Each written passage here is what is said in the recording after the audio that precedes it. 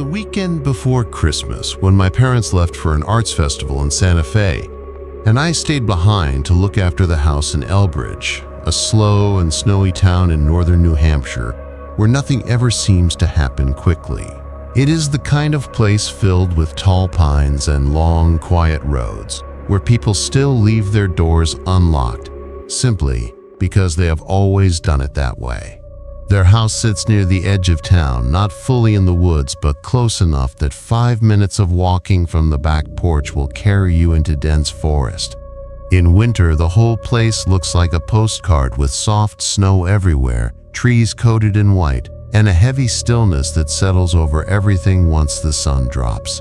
It is peaceful in the daytime, but at night, the silence changes and becomes so deep that you can feel it. A silence where even the wind seems to pause between breaths. Friday felt normal. I shoveled the driveway twice because the plow truck always builds a mountain of snow right after you finish. I made some tortellini from a box, curled up on the couch, and watched shows that required zero brain power. By 6, the snowfall became a sheet of white, erasing everything outside, so I walked through the house, checking the doors, testing the locks, turning on the outside motion lights, and clicking on a few lamps inside so the place would not feel so dim. I figured I would stay up late, maybe order something I did not need, or scroll through music for a while. Then around 9, I heard a soft thump above me. My first thought was snow shifting on the roof, which happens all the time when heat rises through the attic. But when I muted the TV, I realized the sound was lower, behind me, maybe near the back door. It was quiet, more like a brushing sound than a clear knock, something sliding lightly across the door. I walked into the kitchen and stared out the back window. The motion light was on. The patio was bright and empty. The yard held nothing but smooth, untouched snow. No tracks, no movement. Still, I opened the door because curiosity won out, and the cold hit my face with a sharp sting. The yard stayed completely still. No wind, no movement, nothing but the kind of silence that makes you shut the door a little faster than you meant to.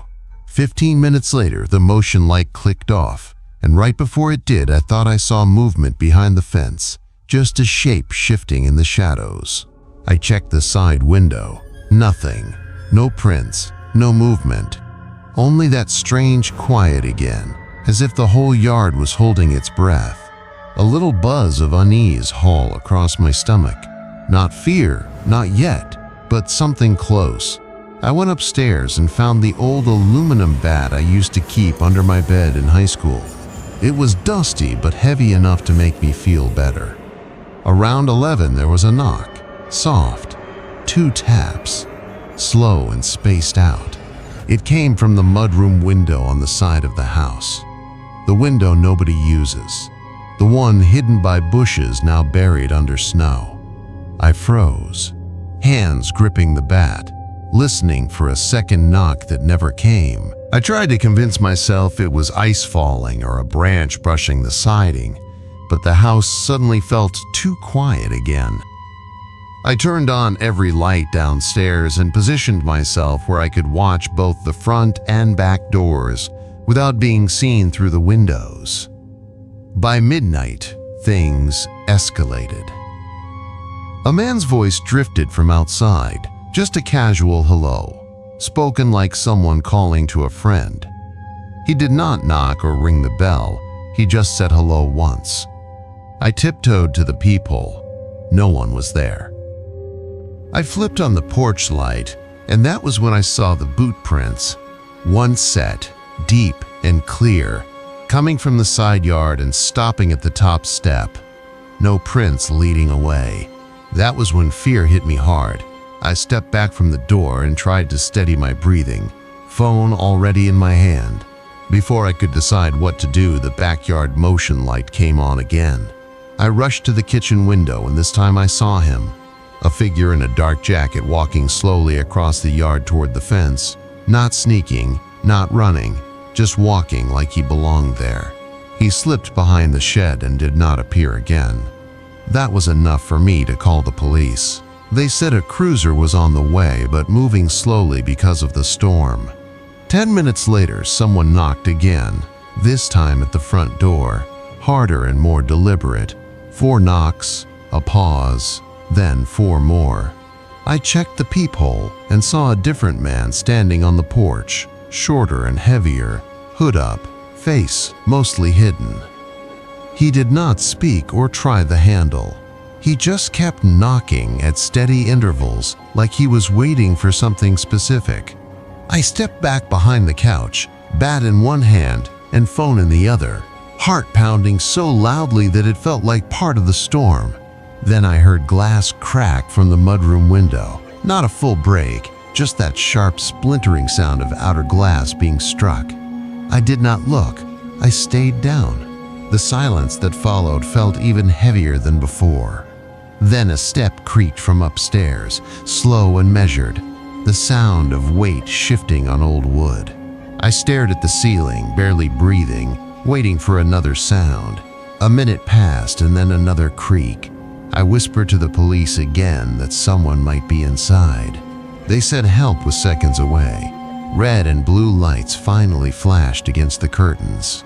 Officers entered, moved room by room with flashlights sweeping the walls, corners, and hallways. They found no one and nothing except the upstairs spare bedroom window, cracked open half an inch, unlatched, tilted up just enough to change the air.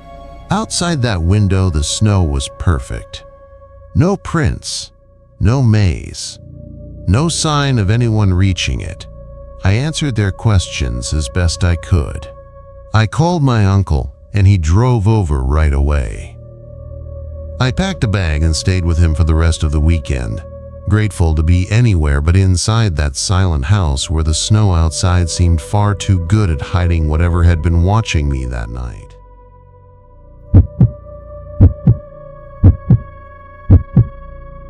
I was the oldest of 4, and during the events of that Christmas I was 18.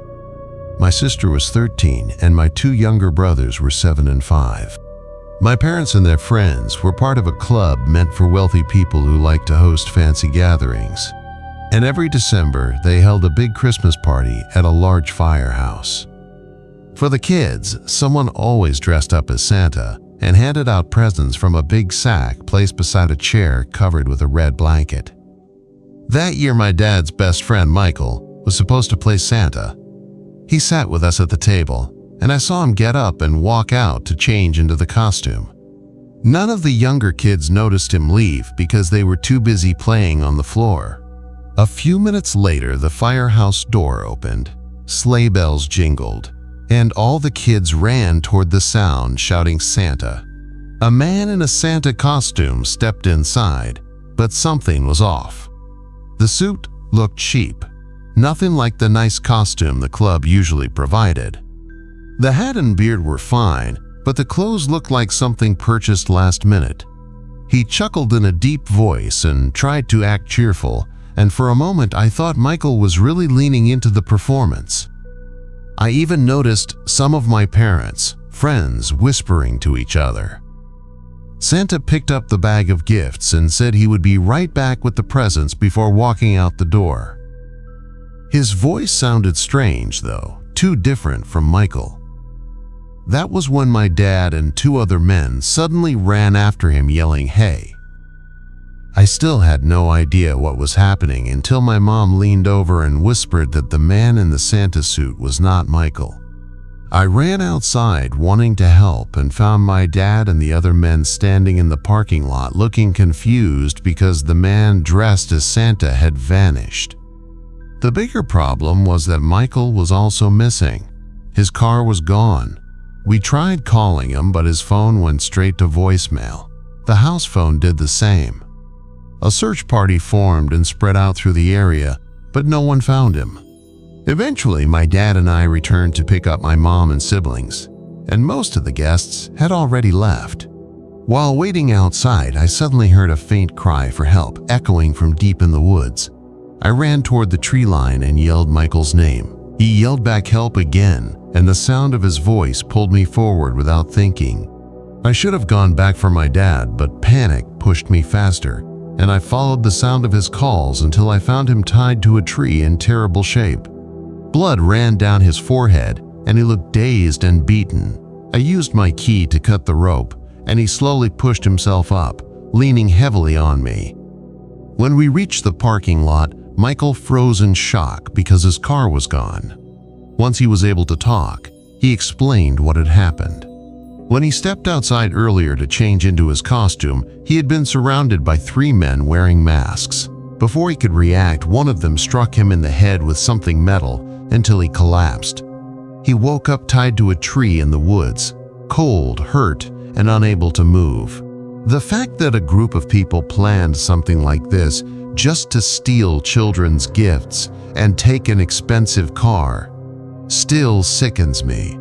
Those presents meant so much to the younger kids, and seeing Michael so shaken changed the way I looked at that entire night. I still feel awful for him even now because it is not the kind of story you retell lightly. It stayed with him, and honestly, it stayed with me too. A reminder that even during the holidays, darkness can slip in quietly behind the noise of celebration.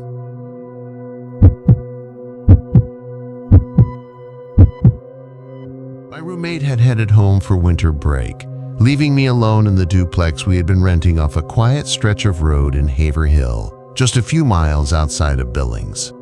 It was early January, and the snow had not stopped in days. It had stacked so high along the driveway and porch that I had to shovel just to swing the front door open.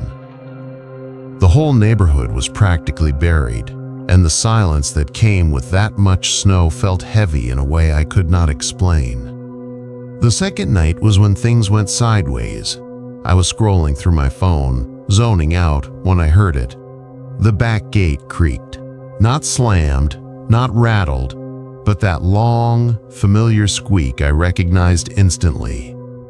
We had one of those old wooden fences with a metal latch, and the hinge had been rusted since the day we moved in. I could have identified that sound in my sleep. I paused the video and sat up a little, telling myself it was the wind or a chunk of ice falling from a tree limb. Still, I got up and walked into the kitchen, the only room with a window facing the backyard. The glass was black. Not dim, not shadowed, but completely black because the porch light had gone out weeks earlier and we kept forgetting to replace the bulb. I flipped the switch anyway, hoping for a miracle, but nothing happened. Then my phone buzzed. I figured it was Harper checking in, but it was a text from an unknown number. No name, no photo, just the words, "You should lock the back door." My stomach flipped. I stood there staring at the screen, rereading the message, hoping I had misunderstood, but the words were clear. And the worst part was that I had not told anyone I was alone. I was not posting about it. I had not texted any friends. My parents did not even have the address. The only person who knew where I was and had my number was my roommate, and she was across the state line with her mom. I walked straight to the back door. It was still locked, bolt and all, but the key I always kept in the lock, the same key I used to bring in groceries or let in the mail guy, was gone. Completely gone. I froze with my hand hovering near the knob. I tried to convince myself I had taken it out earlier and forgotten, maybe dropped it in my coat, but that made no sense. I always left it there. Then came the second text. Too late. My chest tightened like the air had been sucked out of the room. I turned and scanned the house, from the living room to the hall to the kitchen behind me. Everything looked normal, but nothing felt normal. It was like my brain had switched into some instinctive survival mode, showing me the house differently now, with too many windows and too many ways for someone to get inside. I reached for my phone to call the police, already fumbling with the screen when the third text came through. Nice mattress. That message stopped me cold. I looked at the mattress right there in the middle of the living room, covered with pillows and snack bags exactly how I left it. It was visible from the front windows, barely, only if someone leaned close and pressed their face to the glass. Someone had done that. Someone had been close enough to study it. I dropped to the floor on instinct, crawling toward the wall by the TV and pressing my back against it. My heart was pounding so fast it felt uneven. I stayed there frozen for I don't know how long. The snow muffled everything outside, and inside the silence felt unnatural. No creaks, no cars, nothing. Eventually, I whispered into the phone and reached a dispatcher. I told her everything about the messages, the gate, the missing key. She sounded calm but unsure what to make of it. She said officers were on the way and told me to stay low and stay put. I did not move. I did not check the windows. I just stayed tucked into the corner waiting for anything. 20 minutes later, I was barefoot in the snow while two officers walked the property with flashlights. They found footprints, one set, starting from the road, curving around the house, stopping under my bedroom window, and then nothing. No return prints, no car tracks, no sign of where the person went. I tried to show them the texts, but the entire thread was gone. Not deleted, gone. No record of the number, no trace in my messages, nothing in my call history. One officer asked if I might have imagined it. The other looked more concerned. They told me to stay somewhere else for the night. I grabbed my keys and drove to Lisa's place. She tried to laugh it off, calling it a horror movie moment, but I did not sleep at all. The next morning, I went back to the duplex for clothes, and that was when I saw it. The missing key was sitting on the doormat. I moved out 2 weeks later, changed my number, locked down everything, and started placing a chair under the doorknob each night, because even now I still think about those messages and the footsteps that never came back the way they arrived.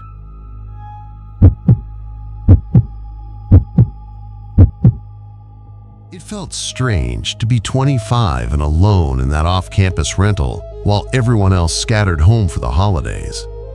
James drove back to Michigan, Janie flew to Nevada, and May headed south to Georgia, leaving me with a quiet house, a warm heater, a stocked fridge, and the kind of winter silence that makes you feel tucked away from the world.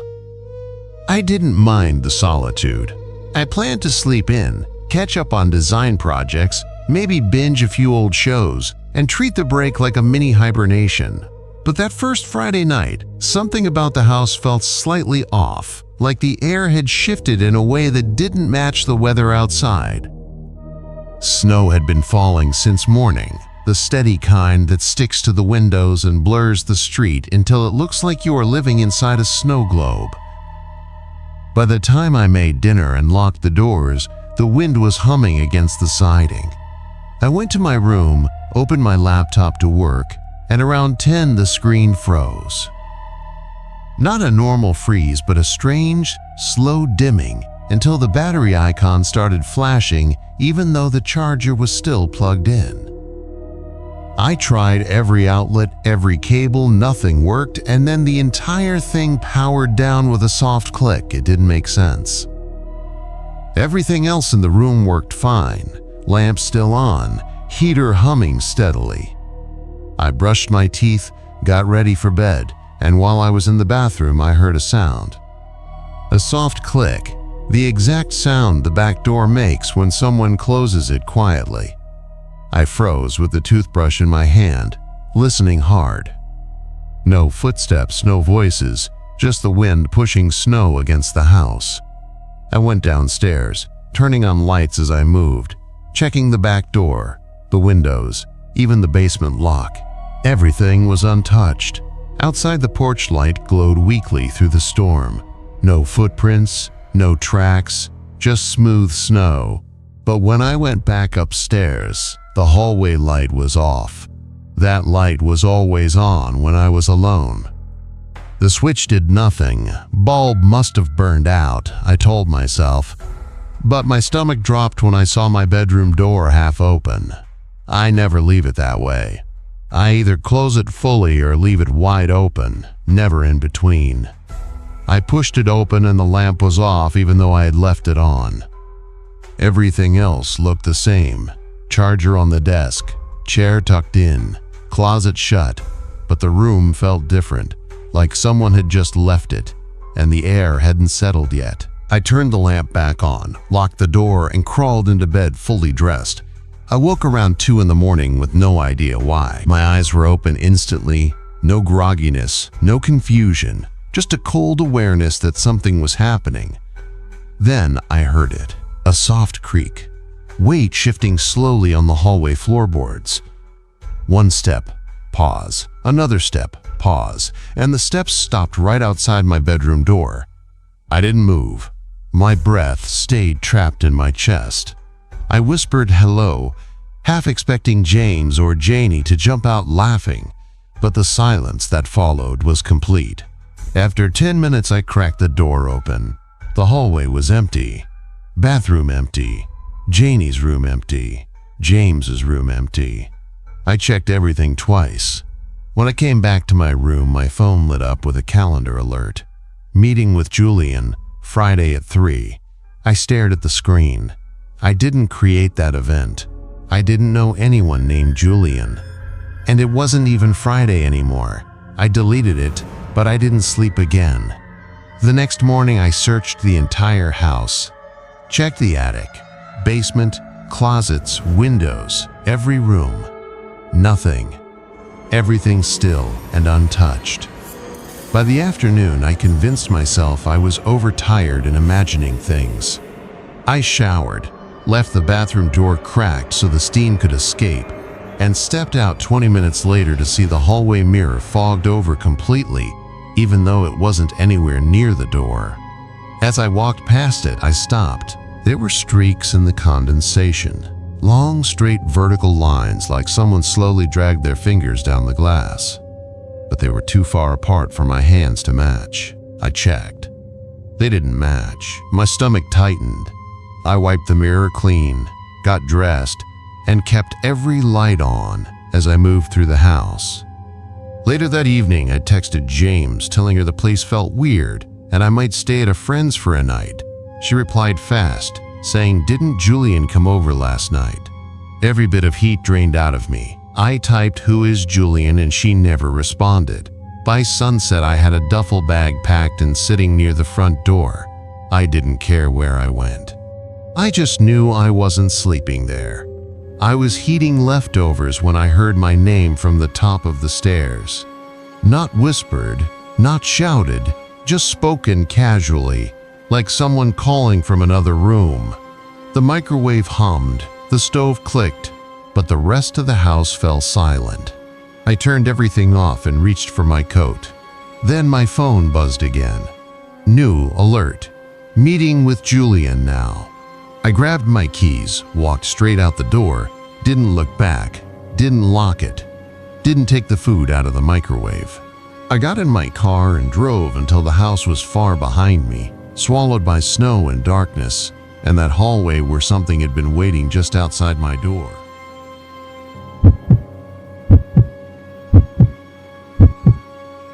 I had just moved back to Maple Ridge after finishing school in Vermont, not permanently, just long enough to help my dad recover from surgery. He had his hip replaced in the fall and was finally getting back on his feet by New Year's. By the first week of January, he was well enough to head out to Colorado to stay with his brother. And honestly, I was glad he was going because he hadn't taken a break in years, and the quiet seemed good for both of us. I figured it would be simple enough to keep an eye on the house, shovel the driveway, make sure the pipes didn't freeze, and I didn't mind being alone in the place I grew up.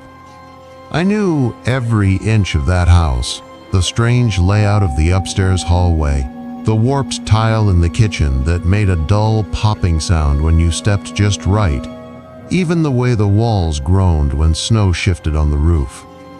The radiator hissed like a deep breath in the middle of the night, and normally those familiar sounds mixed with my dad's footsteps or the clink of dishes in the sink. Being completely alone made every noise feel sharper. The house sits at the edge of town with nothing but woods behind it. Not a deep forest, just enough trees to cover the yard and make the place feel secluded. When I was younger, I loved that. During those nights alone, not so much. By the third night, the strange things started. Nothing huge at first, just little moments that felt off.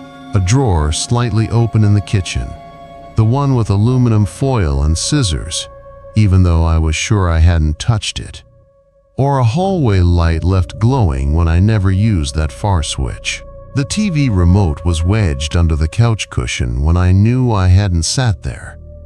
Small things that could be explained but felt wrong when added together in silence.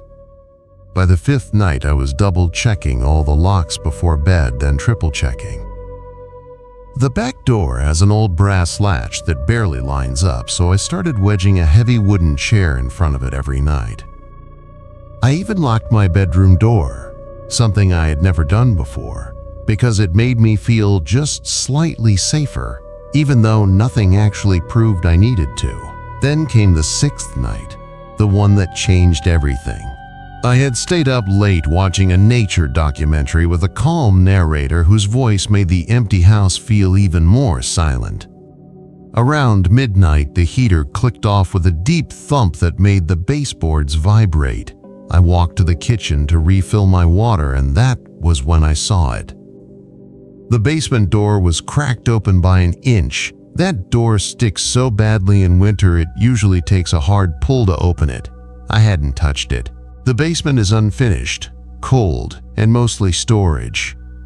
I stared at the narrow gap, waiting for anything to move, before slowly pushing it shut and locking it. I told myself the heater vibration must have nudged it open, even though that had never happened before. But sleep wouldn't come. I kept hearing soft creaks, faint shifts in the air, the kind that make you feel watched. Twice I got up to check the hallway and found nothing. I finally drifted off near 3 in the morning with my lamp still glowing. The next morning, the basement door was wide open. Not cracked, but pulled completely out as if someone had yanked it. I froze at the bottom of the stairs. The lock wasn't broken, nothing looked forced, but a damp, sour smell drifted upward, like clothes left wet for too long. I stood there, debating whether to close the door and pretend it wasn't happening or call someone. I chose to call my Uncle Henry, who lives close by and believes almost everything has a strange explanation. I told him I thought maybe an animal had gotten in through the old basement hatch. He showed up with a big flashlight and a toolbox. We went downstairs together, me staying right behind him, trying not to show how terrified I felt. We made it only a few steps before seeing something in the far corner behind the furnace, a little nest someone had been living in. There was an old stained sleeping bag, food wrappers stacked in a neat pile, one of my dad's jackets I didn't realize was missing, and a metal dog bowl filled with water. My uncle didn't say a word at first, just stared with a look that said everything. He checked the basement hatch and found it slightly open, just enough for a person to squeeze through. He shut it and nailed it closed with rusty nails lying on a shelf. I thought that was the end of it. That night I told myself it had been a drifter, someone desperate who had already moved on. The hatch was nailed shut. The doors were locked. I should have been safe. But around 2 in the morning, I heard footsteps on the first floor, heavy and slow. Not creaks from settling wood, but the steady weight of a person walking across the living room. I didn't hesitate. I locked my bedroom door, grabbed my phone, and called the police, whispering until I heard sirens outside. Officers rushed in. I heard them searching, shouting, moving through the house. Finally, one knocked on my bedroom door and told me I could come out. They had found him. The man who had been living in our basement for days, maybe longer. He was hiding in the laundry room behind the boiler, wearing a greasy hoodie and worn jeans, holding a small bag filled with some of our kitchen knives and a flashlight my dad kept in the junk drawer. He had been moving through the house every night, watching me, learning my routine, slipping through the dark halls while I slept. He had another blanket hidden behind the stairs and shoe prints all over the basement dust. That was enough for me. I packed a bag that night and stayed with my friend Miriam. I didn't go back until my dad returned. And even now, the quiet of winter houses makes me uneasy, because silence reminds me of those nights when I thought I was alone, but someone else was already inside, listening, waiting, moving through the home I thought I knew.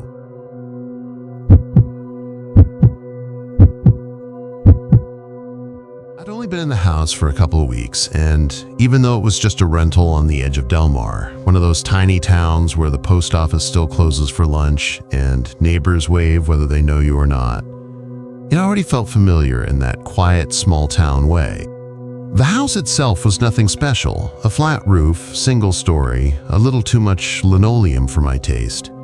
But the backyard sold me instantly, big and fully fenced, perfect for Ernie, my half-retriever, half-mystery mix who filled every room he walked into. But that weekend felt wrong because he wasn't there. He had chewed up a tennis ball earlier in the week and swallowed pieces of it, so the vet kept him overnight to be safe. It's wild how empty a house can feel when the dog isn't home. No nails tapping the floor, no warm weight leaning into your leg, just quiet stretching into every corner. That night I made tea I knew I wouldn't finish, wrapped a blanket around my legs, turned on the old space heater, and scrolled on my phone while half watching a renovation show where every scene feels scripted. Then came the knock, soft, hesitant, almost unsure of itself, like someone wasn't convinced they should be knocking at all. Without thinking, I paused the show and walked straight to the front door, something I still regret. I didn't check the peephole, didn't ask who was there, just pulled it open. Nobody. Not even a shadow. The porch light was on, and the snow was falling thick and slow, muffling everything. I looked both ways down the street and saw nothing at all. No people, no cars, not even footprints. The only tracks in the snow were mine from earlier when I took the trash out. They were still there then, neat and sharp in the fresh powder. I waited a little longer, expecting someone to step into view, but the night stayed completely empty. I went back inside, telling myself it was kids, or maybe a neighbor who changed their mind at the last second. 10 minutes later came the second knock, this time from the side door that leads into the kitchen. 3 knocks, slow and heavy, not aggressive, but confident. The frosted window on the door blurred everything outside, so I couldn't see a person or even a shadow. I flipped the porch light on and waited. No movement, no shape, nothing that explained the sound I'd just heard. But when I looked down, something chilled me deeper than the cold ever could. The snow was completely untouched.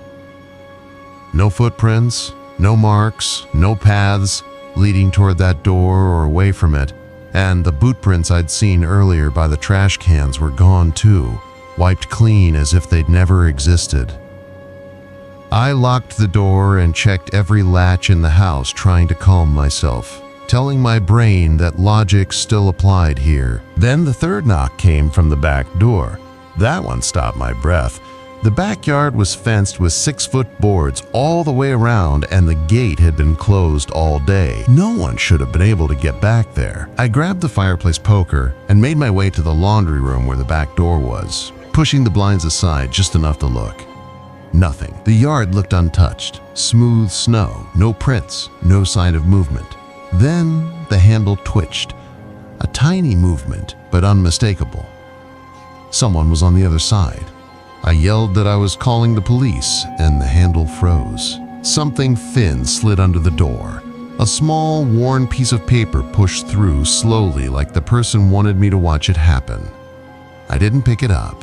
I backed away step by step, still holding the poker, still listening for any sign of retreat. I called the dispatcher and waited 30 of the longest minutes of my life until officers arrived. They checked the yard, the fence, the gate, everything. There were no tracks anywhere. Not even their boots left clean impressions because the snow had iced over on top. They picked up the note with gloves and asked if I wanted to see it. I nodded. In tiny, neat handwriting it said, "Do not leave, you are mine." 6 words suspended between warning and obsession. Later they told me the paper had been torn from the inside margin of a Bible, the kind kept in hospital chapels. They filed a report, reassured me, and left. For 2 nights I stayed with my friend Caleb in his 4th-floor apartment surrounded by locks and noise and city lights. When I returned to the house, everything looked the same except for one detail that made my stomach drop. Every window latch in the entire house had been relocked from the outside. I had checked them before leaving, absolutely positive they were unlatched as usual, but now every single one had been pushed down tight. No signs of entry, no damage, nothing missing. Just locks that should not have been touched.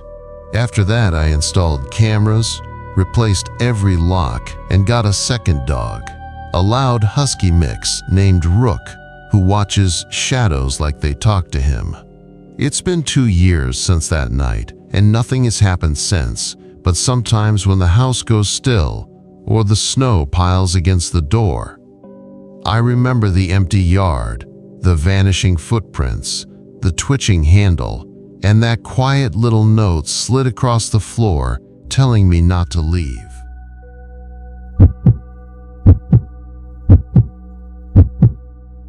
Meeting my ex-girlfriend's family during the holidays was supposed to be a sweet milestone, but it turned into the worst weekend of my life. Lux and I lived on Long Island in New York while her family lived all the way up in Vermont, and even though our relationship was still fairly new, she said things were serious enough for her parents to invite both of us to spend Christmas with them. Her family was small, just her parents, her brother, and now me. When we pulled up to the house, I was actually impressed because it was beautiful, sitting on a huge quiet property with no neighbors anywhere in sight. Lux and I stepped out of my truck, and her parents came onto the porch to greet us. My first impression was that they seemed friendly, but in a very strange way, the kind of friendliness that feels too practiced. Her father shook my hand, patted my back, and told me it was great to meet me, even though he never actually smiled. Her mother hugged me warmly, but her grin felt too wide, almost forced. The inside of the home looked like a lodge, all wood and warm lighting, and for a moment, I thought the weekend might not be so bad. Later, I met Lux's brother Paul. He came home from work, barely spoke, and gave off a socially awkward energy that put me on edge. He had a bowl cut and a tattoo sleeve, which didn't match his quiet demeanor at all. We had dinner together, which was awkward in little bursts, but mostly fine, and afterward we watched a Christmas movie. I kept noticing Paul staring at me for long, uncomfortable stretches. At one point, I finally looked back, and he didn't look away for a full 3 seconds. It was the coldest stare I had ever seen, like he was studying me, judging me, trying to figure something out. Later that night, Lux and I went to the guest room that had an attached bathroom. She went in to shower and left her phone on the nightstand. I know I shouldn't have, but when I saw her screen light up, I glanced at it. The preview showed a message from her mom that said, "Do you think he suspects anything yet?" My stomach twisted instantly, but before I could tap the message, it flipped to the default notification because her lock settings hid the full text. Lux came out of the bathroom, and I couldn't even look at her. My mind was racing. She noticed something was off, texted for a while, and went to sleep, but I just lay there thinking about what I saw and wondering if her brother had something to do with it. Around 2 in the morning, I heard Lux get out of bed very quietly. Under normal circumstances, I would have thought she was being considerate, but right then it made my heart pound. I stayed completely still and pretended to be asleep. I heard her walking around my side of the bed and standing there for a moment before leaving the room. A minute later, I heard someone else going downstairs, and then Another person. I crept toward the stairs and listened. They were all whispering in the dining room. I heard Lux say something like, "When I go back up, you stand by the door." Then Paul said something too quiet for me to understand, but the tone alone made my skin crawl. I ran back to the room, grabbed my keys, and that was when I noticed a shape in the corner. I turned on the lamp and nearly stumbled backward because Lux's dad was sitting in a chair in the dark corner of the room, staring straight at me with a blank expression behind his glasses, like he had been there the whole time watching. I shouted, "You're all crazy," and bolted out of the house. I jumped into my car, started it as fast as I could, and tore down that long driveway without looking back.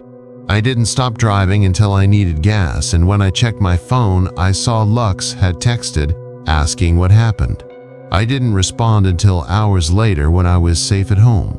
I told her I didn't know what she and her family had planned, and I didn't want to know, and that she should never contact me again. She never answered. I still think about that night sometimes, especially around Christmas, and I still wonder what would have happened if I hadn't read that text, or if I had stayed asleep in that room with her father waiting in the dark.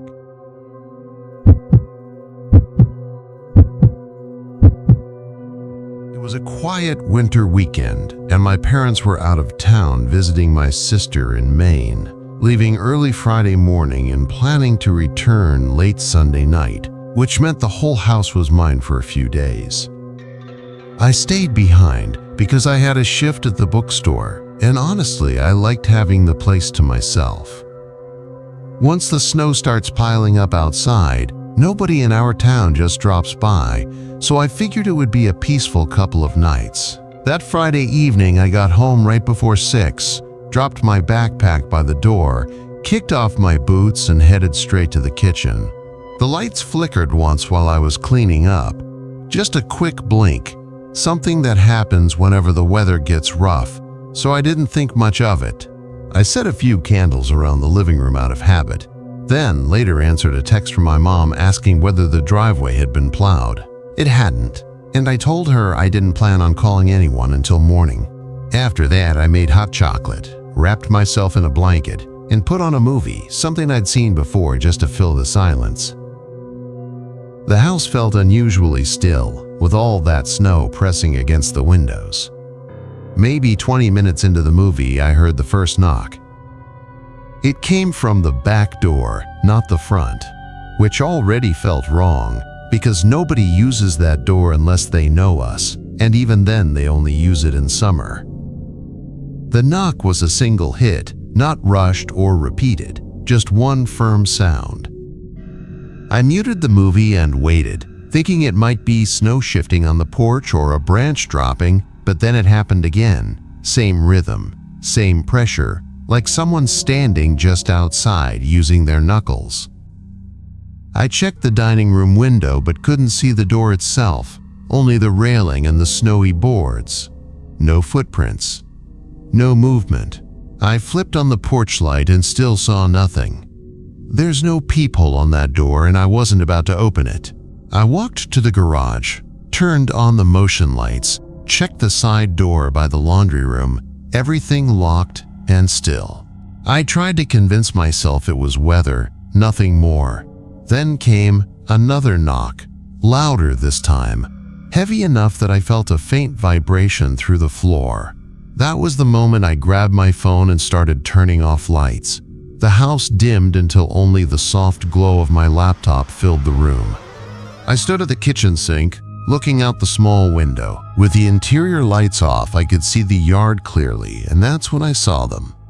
Footprints leading from the trees to the bottom step of the porch, but they weren't spaced normally. They were too close together, like someone was crouching or dragging their feet, leaving uneven impressions in the fresh snow. I called my dad, straight to voicemail. I called my mom, she picked up.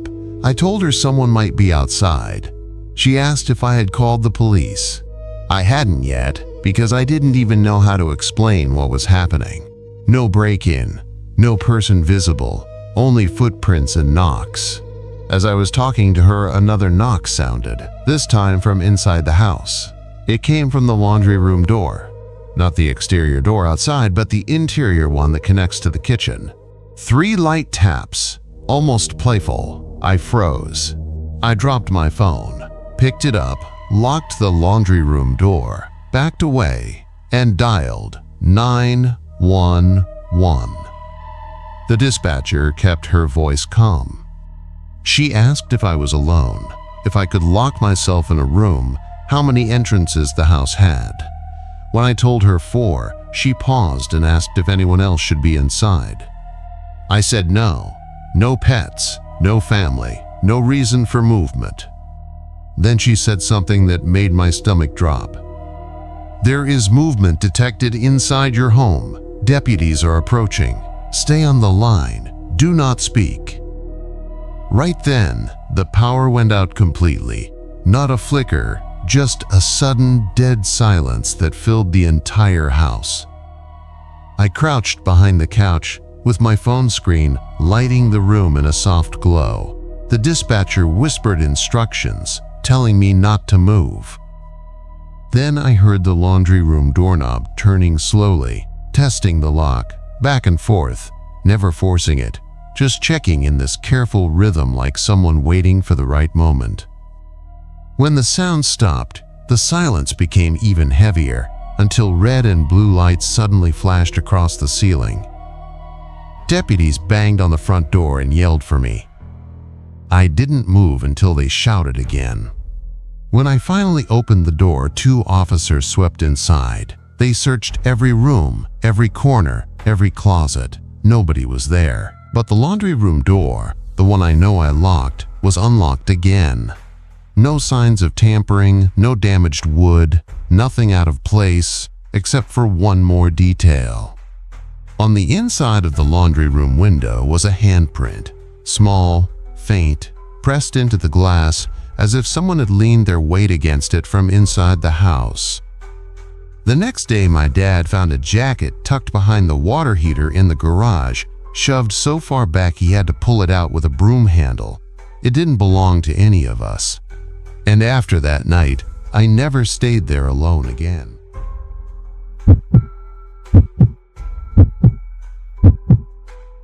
My partner Jules was in Denver for a work thing, some kind of conference or training. I honestly do not remember now. And I had been looking forward to the weekend alone, not in a dramatic way, just the kind of alone where you can take your time making dinner, watch whatever strange documentaries you want, and leave socks on the floor without anyone mentioning it. The house was warm, the fire was going, and I had a jazz playlist humming softly through the speakers while I poured a glass of wine and started chopping vegetables for a late dinner. It felt like the kind of calm night I used to picture during long workdays when everything felt loud and demanding. Everything was still in a good way, at least at first. It was around 8 when I noticed the heat had not kicked on for a while. The room did not feel freezing, just slightly off. I checked the thermostat, saw 62 instead of my usual 68, and figured the furnace was running slow, or maybe the storm outside had interfered with something. I walked through the usual checklist, felt the cold vents, checked the breaker box, and listened to the faint hum of the furnace deep in the basement. Nothing seemed wrong, yet the temperature kept dipping. I texted my friend Nate, who knows more about old houses than I ever will, and he replied quickly telling me to check the intake vent in case something was blocking airflow. I headed toward the hallway, phone in my hand, and stopped because the air suddenly felt different. Not colder, just too still. The normal sounds of the house, the baseboard clicks, the upstairs creaks, even the fridge hum, were simply gone. It felt like the whole place had paused. I held my breath to test it, but the silence stayed exactly the same, a strange emptiness that made my ears ring slightly. I tried to laugh at myself, forced a breath, and opened the basement door. The light flickered once before staying on, and I told myself it was old wiring, nothing else, then started down the stairs wanting to check the furnace and get back to my wine.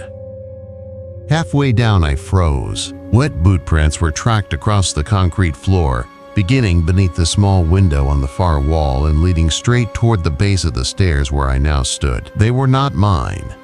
I had not been down there in days, and I definitely had not worn boots. These prints were larger and spaced in a slow, deliberate pattern. The window was closed, the latch untouched. Nothing broken, nothing shifted.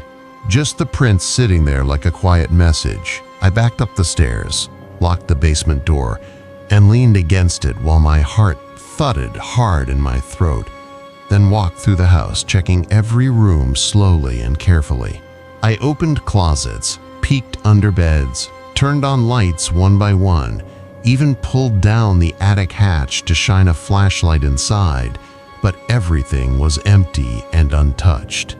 The silence remained, no longer peaceful, but heavy, like the air itself was watching me. My pulse felt loud behind my ears. I called Nate again, this time letting the fear sit in my voice, and told him exactly what I saw. He offered to call the sheriff, and I refused because I could not imagine explaining it to anyone. Something about it felt too strange, too unreal to speak out loud. Instead, he stayed on the line while I walked through the house again until both of us forced a small laugh just to cut the tension. After we hung up, I locked every window and door a second time and even wedged a chair under the basement doorknob because it felt right. I stacked wood on the fire, wrapped up in a blanket, and told myself it would all be better in the morning. Then at 10:30, the back porch creaked. Just one step, sharp and clear. That sound is unmistakable in this house. The top step always creaks when someone stands on it. I moved to the kitchen window, staying just out of view, and looked. The porch light was on, snow was untouched, and nothing moved, but I knew what I heard. I turned off all the lights except one hallway bulb that gave me visibility without reflections. At exactly 11, someone knocked on the front door. One knock, soft and slow. Then, 6 long seconds. Another knock, 6 seconds. A third knock. I counted each one. I leaned toward the peephole and saw nobody outside. No footprints in the snow. No car. No movement at all. Just the stillness returning in a way that made my hands shake. Then the furnace clicked on. The vents blew warm air like nothing had ever been wrong. When I checked the thermostat, it read 70, even though I had not set it there.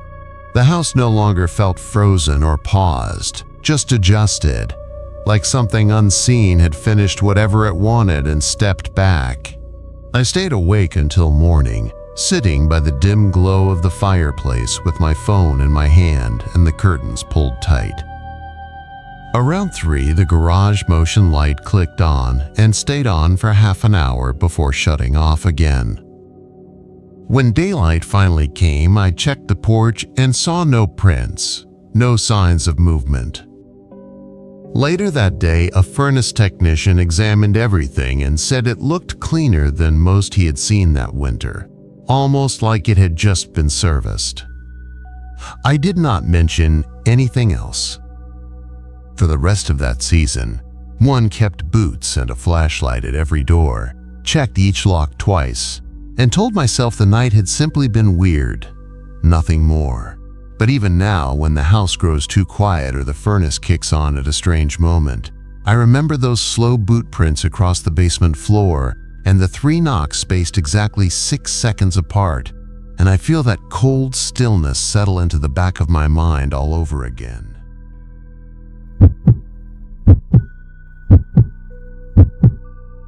It was Christmas Eve night around 1 in the morning, and I was in our den watching TV because I always like staying up extra late on Christmas Eve to make everything feel more festive and cozy. A snowstorm was moving through the neighborhood, and I had left the window open with the backyard light on so I could enjoy the sight of snow falling quietly over the yard. I was focused on the TV when something flickered in the corner of my eye, a quick movement outside that made my pulse jump. I turned toward the window, but all I saw was the steady drift of snow. Still, I got up to check more carefully, pressing my face closer to the glass, but nothing was there. I sat back down, though now every few seconds I found myself glancing at the window, waiting for that little flicker again. After about 10 minutes, I calmed down and sank back into the movie, letting the warmth of the room and the soft glow of Christmas lights settle me. Then the backyard gate slammed shut with a loud, sharp thud that cut straight through the quiet. The sound was unmistakable. Someone had closed it. My heart started pounding, and every part of me knew someone was out there in the snow.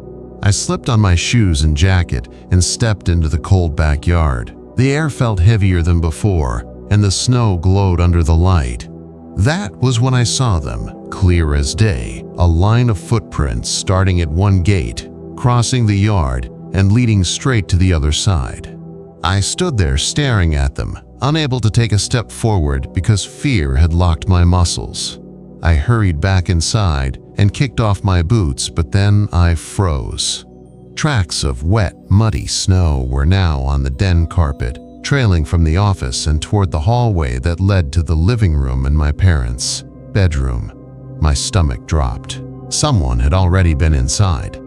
I followed the faint boot marks into the office without turning on a single light, trying not to breathe too loudly. I expected to find a broken window, some sign of how he entered, but everything was intact. That was when I realized something that made my skin crawl. The boot marks didn't begin in that room. They ended there. I slowly lifted my eyes to the garage door in the corner. It was open. And right under the doorway was someone crouched low to the ground, wearing a winter coat, jeans, and boots. His back was facing me, but his head was turned just enough that I could see part of his face watching me from over his shoulder. The moment felt frozen. I couldn't move, couldn't think, couldn't breathe.